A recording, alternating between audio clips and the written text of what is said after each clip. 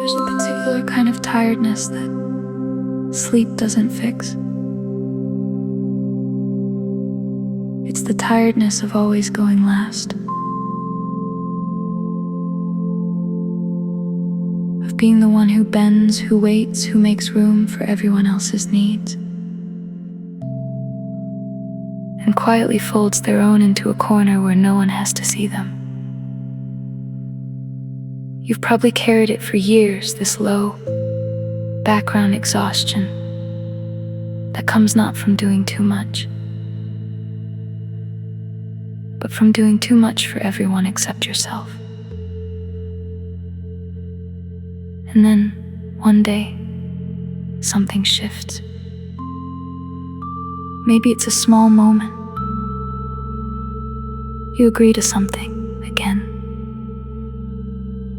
And this time you actually feel the sinking in your chest as the yes leaves your mouth.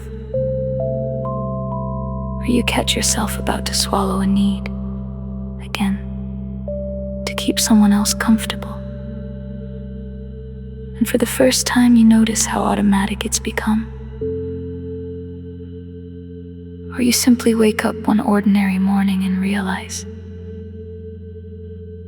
with a quiet clarity that almost frightens you,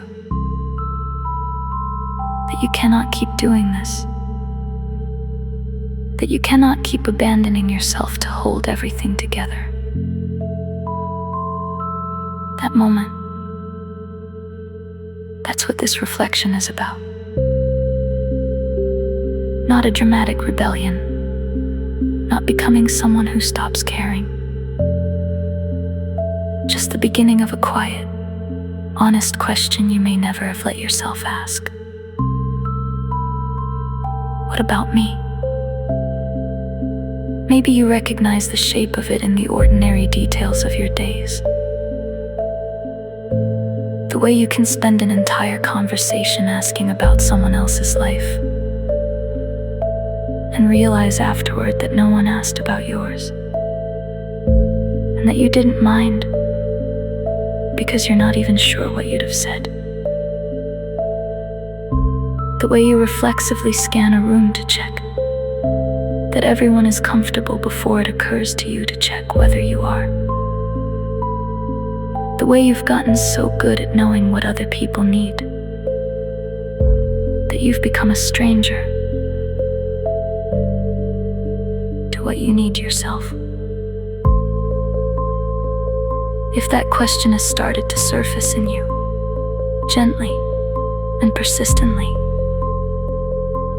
I want you to know you're not doing anything wrong. You're not becoming selfish.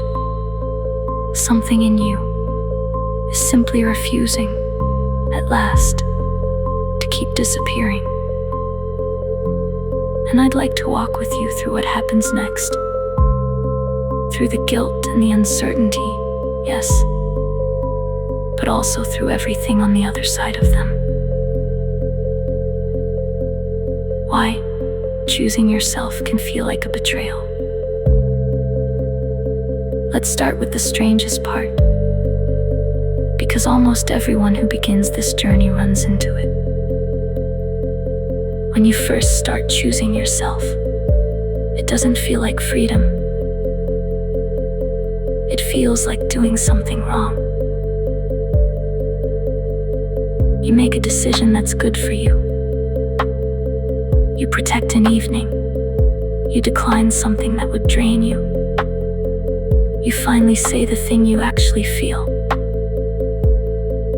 And instead of relief, a wave of guilt rolls in. You feel like you've been caught, like you've broken a rule, like you owe someone an apology for the crime of having a need. I want to explain, gently, where that feeling comes from, because understanding it takes away a lot of its power. For a long time, you may have learned that your role was to keep others comfortable, that your worth was measured by how useful you were, how agreeable, how little trouble you caused. when that's the water you've been swimming in for years.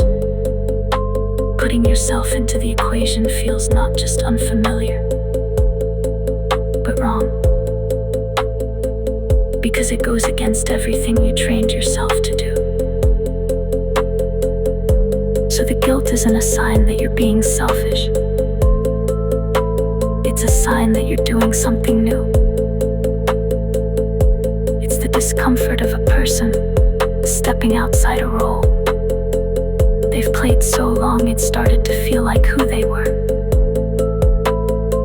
That guilt is loudest at the very beginning, precisely because you're breaking an old pattern.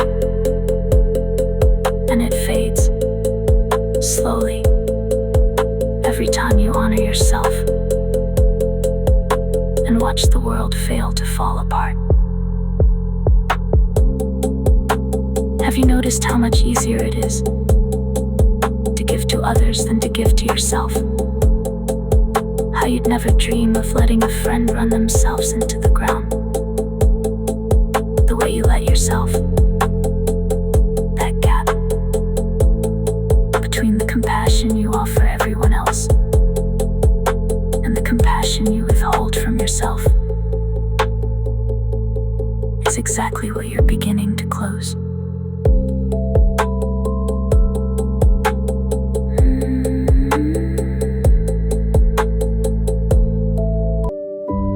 Self-respect is not selfishness. This is the distinction that changes everything. So let's slow down and really sit with it. Because the fear that stops most people is the fear of becoming selfish. And I understand it. When you've built your whole identity around being giving and easy and low maintenance, any move toward yourself can feel like a slide toward becoming someone cold. But selfishness and self-respect are not the same thing, even though a lifetime of overgiving can make them look identical. Selfishness is caring only about yourself at others' expense, without regard for how your choices affect the people around you. Self-respect is including yourself in the picture. Treating your own needs, your own limits, your own well-being as things that also matter. Selfishness pushes everyone else out of the frame. Self-respect simply refuses to leave yourself out of it. Here's the truth that can be hard to absorb after years of putting yourself last. You were never meant to be absent from your own life. You were always meant to be one of the people whose needs count. Not the only one, but not the forgotten one either. When you choose yourself, you're not throwing everyone else overboard. You're finally climbing into the boat you've been pushing from the water this whole time. So let me say this as clearly as I can. Choosing yourself does not mean ignoring other people's feelings. It doesn't mean becoming self-centered or uncaring. It doesn't mean cutting everyone off, refusing to ever compromise, dodging your responsibilities, or always getting your own way. It means something much quieter and much more reasonable than that. It means you get to be included in the decisions that shape your life. That's all. That's the whole revolution. You counted among those who matter. When you stop deciding by fear, for a long time, many of your choices may not have really been choices at all. They were reactions, moves made not toward what you wanted, but away from what you feared. Away from someone's disappointment, away from conflict, away from the discomfort of letting someone down. Think about how much of your life has been quietly organized around not disappointing people. You say yes to plans while you're already emotionally exhausted, because saying no might upset someone. You stay quiet about a need because voicing it might make things awkward. You keep the peace at the cost of your own truth, over and over, until keeping the peace becomes the only thing you know how to do. But here's what happens when the goal of every decision is simply to avoid disappointing others. You disappoint yourself constantly, invisibly, and no one ever notices. Least of all you. Because your disappointment doesn't make a sound. It just accumulates, quietly, into that bone-deep tiredness we started with. When you begin to make decisions differently, not to avoid someone's reaction, but because they're actually right for you, something changes in how it feels to be alive. Your choices start to belong to you. You stop living in a defensive crouch, always bracing for the next person's feelings. And you start living from a place of, what do I actually want here? This doesn't mean you stop caring how your choices land on others. It means their reaction stops being the only thing steering the ship. You can care about someone's feelings and still not let the fear of those feelings make every decision for you. There's a world of difference between the two, and stepping from one into the other is where your freedom begins. The grief of realizing how long you waited. I want to name something tender here, because it often arrives uninvited on this journey and can catch people off guard. When you start choosing yourself, you may also feel a wave of grief. It comes when you realize how long you went without, how many years you spent putting yourself last, how many times you swallowed a need, delayed a dream, stayed somewhere that no longer fit, told yourself later, and how much of your one life you spent waiting for a permission that was always yours to give. That grief is real, and I don't want to rush you past it. There can be genuine sorrow in looking back and seeing all the moments you weren't there for yourself, all the exhaustion you pushed through, all the dreams you set on a shelf, because everyone else came first, and first, and first. It's okay to mourn that. It's okay to feel the ache of it. But I want to offer you something to hold alongside the grief, because it's just as true. The fact that you can see it now means you're no longer living inside it. You can only grieve the years of self-abandonment from a place where you've begun to stop abandoning yourself.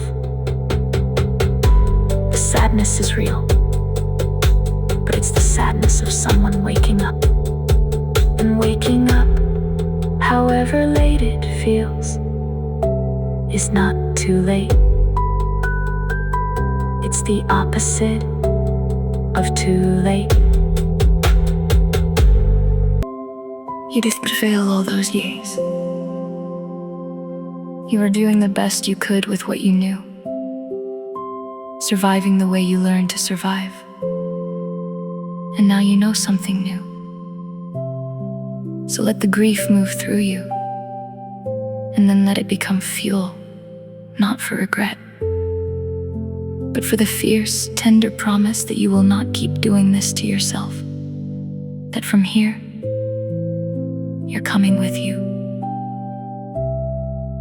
When others feel the change, here's something to prepare for gently, because it can be one of the more painful parts.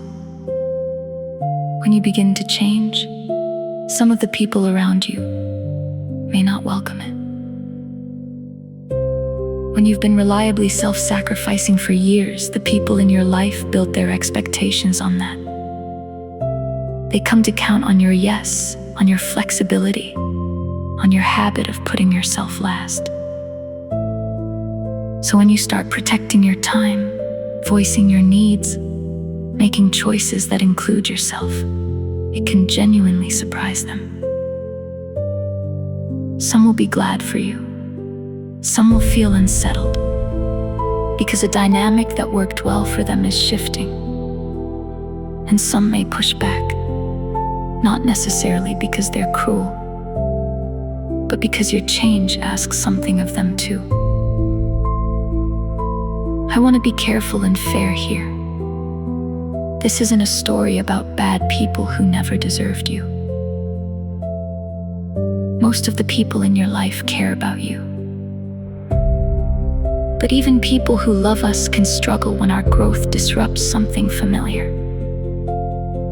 A friend who's used to you always being available might feel the loss when you're not.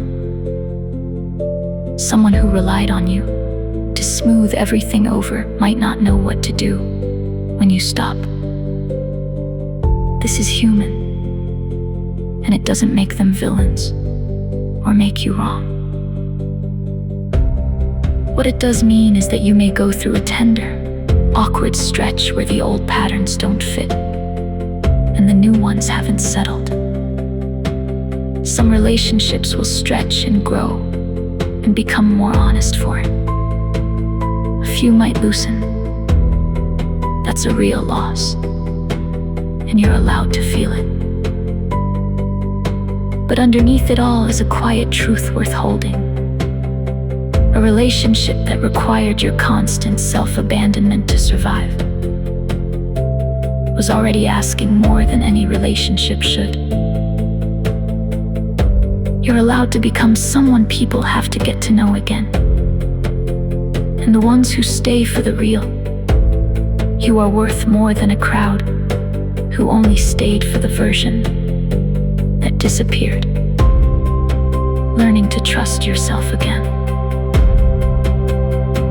Somewhere along the way, you may have stopped trusting your own signals. When you spend years overriding your needs to meet everyone else's, you teach yourself not to listen to your own inner voice. And eventually, you can stop hearing it altogether. So part of choosing yourself is learning, slowly, to trust yourself again. To believe that your tiredness means something, that your discomfort is information, that your quiet no is worth listening to, and your quiet yes is worth honoring. For a long time, you may have treated your own feelings as obstacles to manage, or inconveniences to push past. Now you get to treat them as messengers worth hearing. This trust rebuilds itself in small moments. You notice a preference, and you let it count. You feel resistance to something, and instead of steamrolling past it, you get curious about what it's telling you. You make a decision based on your own sense of what's right. And then, this is the important part. You watch what happens, and you learn that you can be trusted. Each time you honor an inner signal, and things turn out okay, you strengthen the connection between you and yourself. The muscle of self-trust, weak from years of disuse, grows back with practice. You might not know what you want at first. That's normal, and it's not a failure. When you've spent so long asking what everyone else wants, the question, what do I want, can be met with silence. But the silence is an emptiness. It's a self that learned to stay quiet, slowly finding its voice again. Ask the question anyway, and keep asking. The answers come in time to those who keep listening. It helps to start with the smallest things, because they carry the least fear. Not the big questions about your whole life, which can feel too heavy for a voice that's still finding itself. Just the quiet, everyday ones.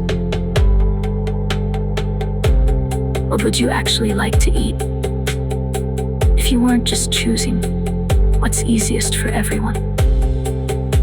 How would you spend an unexpected free hour if no one needed anything from you?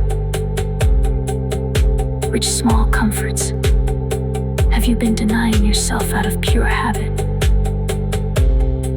These questions seem almost too minor to matter, but they're where self-trust is rebuilt. One honest, low-stakes answer at a time, until the muscle is strong enough for the bigger choices. When was the last time you asked yourself what you wanted and actually waited for the answer? Allowing yourself the good things. There's a specific kind of guilt worth naming here, because it quietly runs so many lives. It's the belief that you have to earn everything good,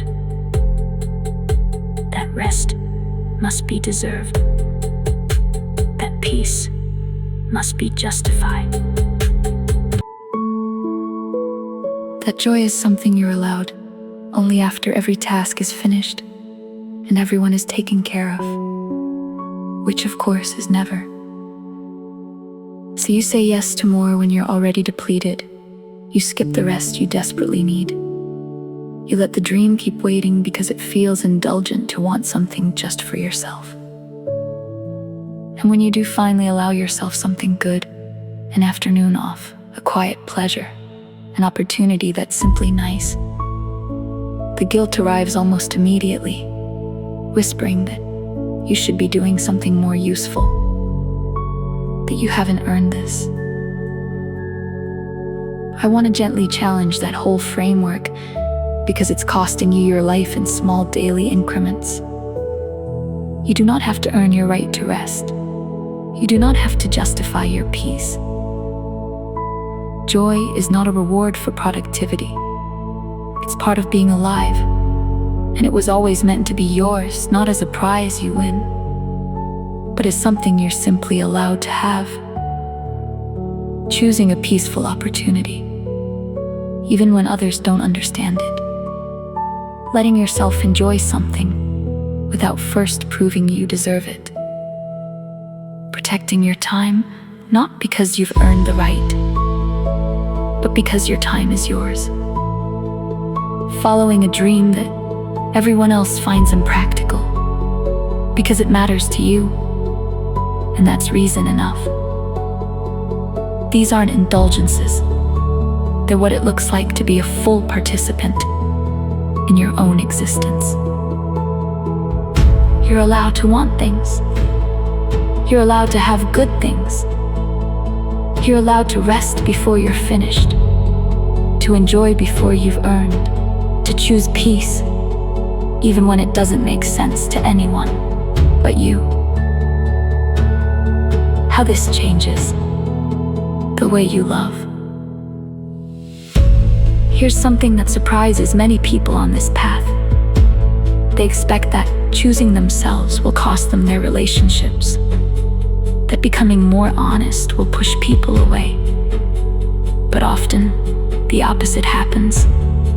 The relationships get better. Think about what happens when you're constantly abandoning yourself to keep a connection. You say yes while resenting it. You show up while quietly running on empty. You agree while dying a little inside. And the person on the other end is, without knowing it, in a relationship with a performance, with a version of you that's managing them rather than truly being with them. That kind of connection, however warm it looks, has a hollow center, because you're not really there. But when you start showing up as yourself, with real needs, real limits, real preferences. You give people the chance to actually know you. And you'd be surprised how many of them meet that with relief. It turns out people can feel it on some level when your giving is fueled by fear rather than love. When you begin to give from a genuine place, because you want to, and not because you're afraid not to, your care becomes real in a way it couldn't be before. Self-respect doesn't create less love. It creates more honest love. Because love that requires you to disappear was never quite love. It was an arrangement. And love that can hold the real you, with all your needs and edges and truths, is the kind that can actually nourish you. When you stop abandoning yourself, you don't lose your capacity for closeness. You finally become someone who can be truly close, because there's an actual person there to be close to. There's a quiet freedom in this that's easy to miss. When you stop overgiving out of fear, you also stop needing so much in return. The keeping score, the low hum of after all I do for them, the invisible ledger you never meant to keep. It starts to quiet, because you're no longer emptying yourself and hoping someone notices. You give what you actually have, freely, and you keep what you need. And the relationships around you can finally breathe, because they're no longer built on a debt that could never quite be repaid. The connections that deepen when you become honest are the ones worth having, and the resentment that quietly poisons relationships built on self-erasure starts to dissolve. Because you're no longer giving more than you have, and silently waiting to be repaid. Building a life that fits who you are now. As you keep choosing yourself, something larger begins to happen. Your life slowly starts to reflect the person you actually are, rather than the person you kept becoming for everyone else. For years, your life may have been shaped mostly by other people's expectations, a shape you fit yourself into without ever asking whether it fit you. But every honest choice you make now is a small act of reshaping. You start spending your time on what genuinely matters to you. You let your days include the things that light you up, not just the things that are required of you. You make room for the dream you kept deferring. You build quietly and steadily a life that has you in it. This doesn't happen all at once, and it doesn't require burning everything down. It happens in small, accumulating choices. Choosing the opportunity that brings you peace over the one that only brings approval. Keeping a bit of your time for yourself, saying yes to what you actually want, and no to what merely drains you. Letting your real interests, your real values, your real desires take up space in your calendar, in your heart. Grain by grain, a life that reflects you begins to take shape. And you get to define what that life looks like. Not according to who you were told to be. Not according to what would make everyone else comfortable. But according to what feels true and meaningful to you now, as the person you're becoming. What would your days hold if they were built around your own honest yes? What have you always wanted to make room for, and quietly assumed you never could? And notice how different this is from the fear that might have held you back. The fear that choosing yourself means choosing against everyone else. A life that includes you doesn't have to exclude the people you love.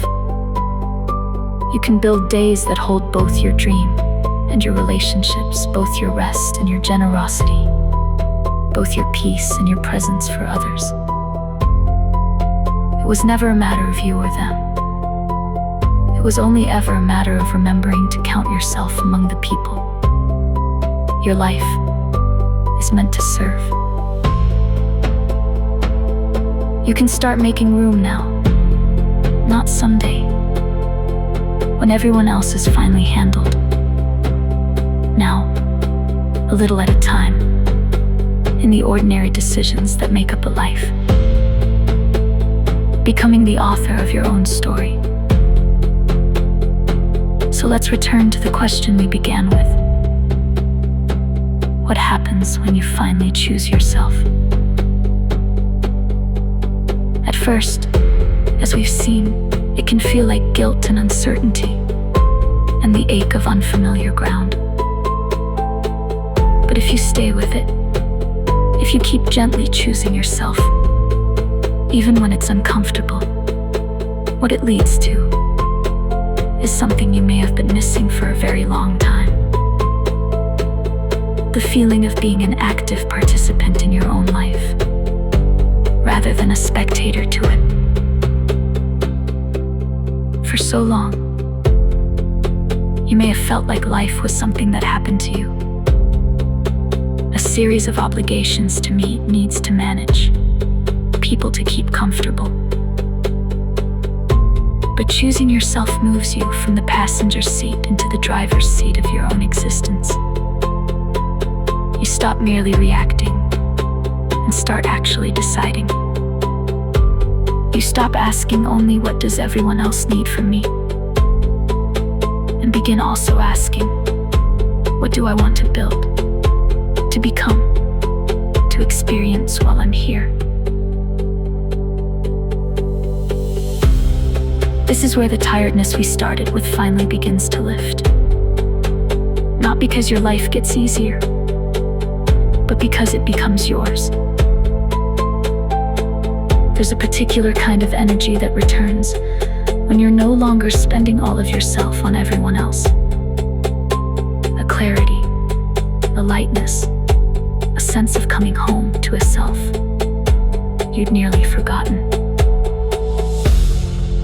So let me leave you with this, and I want you to carry it gently.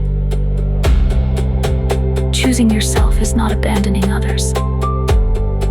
It is ending the habit of abandoning yourself. You are allowed to build a life that includes your needs, your dreams, your peace, and your happiness. Not at everyone else's expense, but not at your own either. You get to be one of the people your life is for. The years you spent going last were not wasted, but they don't have to be the whole story.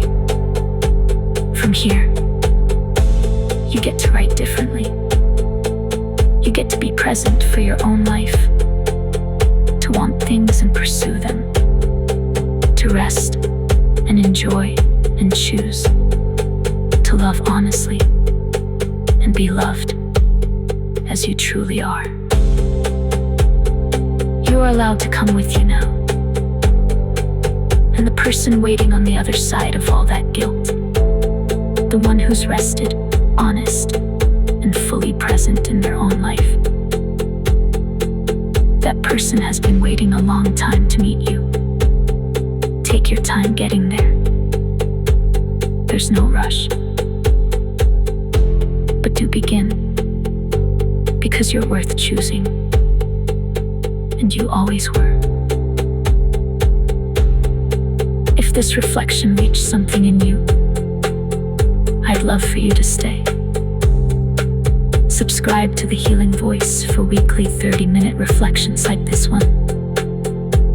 Gentle, honest conversations about emotional healing, self-worth, personal growth, peaceful relationships, and the quiet, beautiful work of living a life that's truly your own. Whenever you need a place to feel understood, this space will be here for you. Be gentle with yourself this week. You're allowed to choose you.